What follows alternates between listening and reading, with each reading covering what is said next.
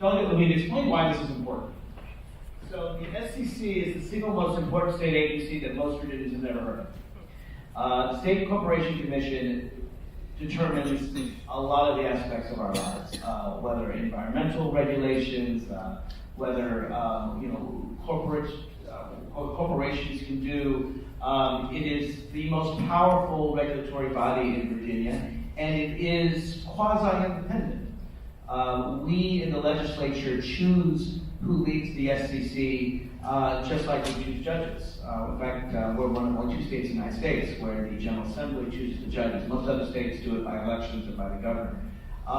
And in fact, in all the discussion people have over Dominion, and all the discussion they have over solar energy and complaints about Dominion monopoly, lots of folks don't even talk about the SEC, and they don't understand that if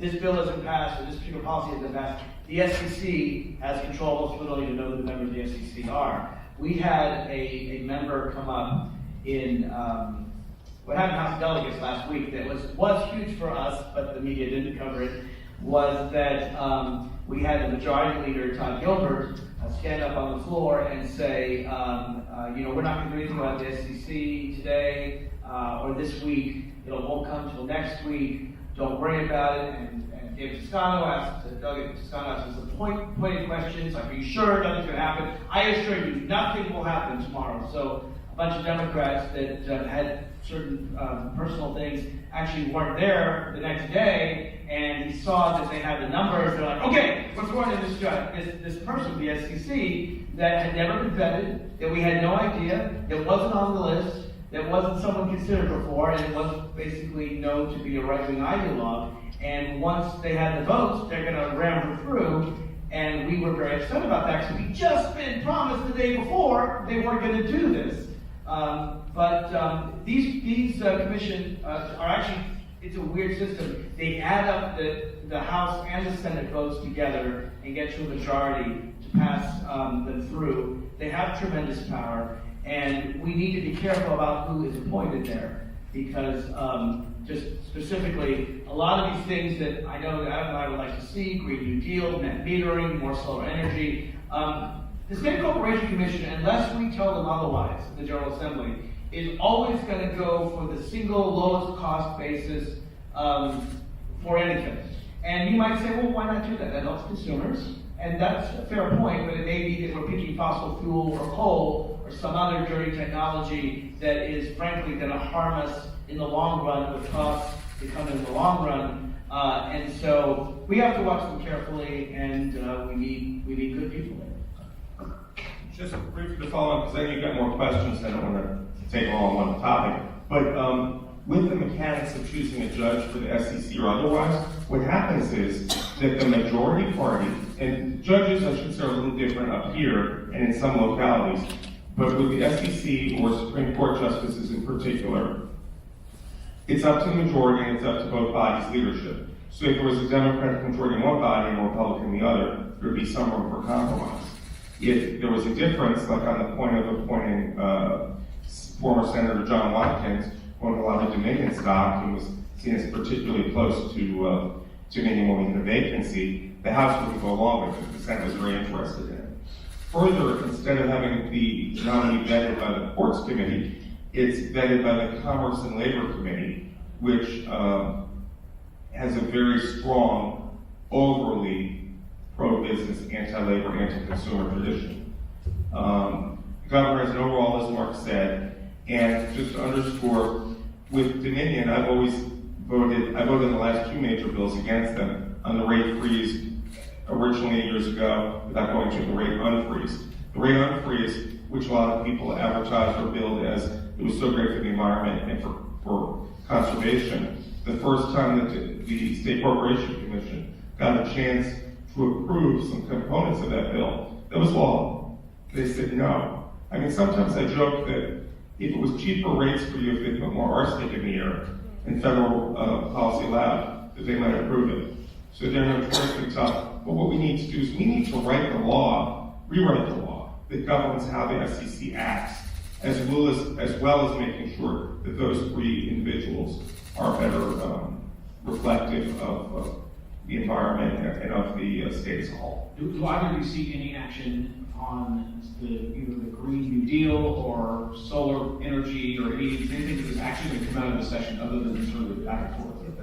Yeah, so there's a very interesting thing that's about to happen early next week. It could happen Monday, it could happen Tuesday. My colleague Sam Rasool, who's a very progressive Democrat out of Roanoke, put forward a bill to basically transition us to 100% clean energy. And I'm a co-patron of that bill. Like many bills, that particularly those that are big ideas, and this is a really big idea and a really big bill. You put forward the bill, like my healthcare transparency was actually a pretty big bill. You put in the bill, and all the people who oppose it come forward. A lot of times they won't talk to you before session, but you put in the bill, and someone they really want to talk with you. And then you negotiate and you make your bill better. And I would say out of the thousands of bills I've already voted on, more than half of them are amended in committee. Probably 2/3 of them are amended in committee. And that's the process. That's the way it should work. It's the way it's supposed to work. You go in, they're like, oh, Mark, you can improve your bill by doing this. I'm like, oh, okay, that makes sense. And it's not just one person, it's the best minds. So Sam's bill was a bill that could be improved, and he worked with a number of stakeholders, and he worked with some of us, and we got his bill to be even better. The Republicans played an interesting trick last Thursday. They said, all right, even though everyone agrees that these amendments make the bill better, we're going to reject the amendments. And this is really unusual. Again, every bill I bring in, it could be my most radical bill, like to get rid of the electoral college. And I'll say I have these amendments, and everyone agrees to accept the amendments, because the idea is I get to present the bill the way I want to present it. And if you don't like it, you vote it down, but you let me revise my own bill and make it better. Well, they basically said to Sam, we're not going to allow you to revise your own bill to make it better, because we want to defeat the imperfect bill, the first draft of your bill underneath. So they did something that is highly unusual, but allowed under the House rules. They brought a bill to the floor without recommendation. They basically allowed the bill, it was actually even trickier than that. What they did is they had a vote, it was 8-8, which means the bill doesn't pass, but it's a tie, and then they re-voted, and all Republicans decided not to vote, so the Democrats put the bill on the floor. And they played this game, and it's coming to the House floor, because they want us to have to vote on the imperfect bill, rather than what everyone agrees is the better bill. So that's the game they're playing, because they think that therefore, when I vote, and I will vote for the Green New Deal, I will vote for, even though I'd rather vote on the better bill. So we're going to work it out. I'm hopefully going to get a vote on the better bill, but if not, I'll still vote for the imperfect bill, knowing that frankly those votes in the Senate will fix it. But this is the kind of game, well, they'll kill it. But either way, this is the game playing that they're doing. And it's really something that I have never seen in my 4 years in General Assembly, where they simply don't let us amend the bill the way the patriot wants to amend it, because they're trying to make this idea that, oh, the Democrats, they're crazy, clean energy's crazy, getting rid of coal is crazy, and and they think this is going to be their big election thing in November 2019. We voted for this radical plan to bring clean energy to Virginia. And my view is the game playing should stop, and we should put forward the best bill. But that's going to be an interesting thing to watch. Probably in the media. I suspect it will happen Monday or Tuesday of next week. Just briefly, unfortunately, Mark, we're not going to be as kind as even you would like the House to be. They changed that rule 16 years ago so that a pro-labor bill that I put in would go to the floor with just up or down vote, and then they would force Democrats to vote in a way that the business community considered less friendly.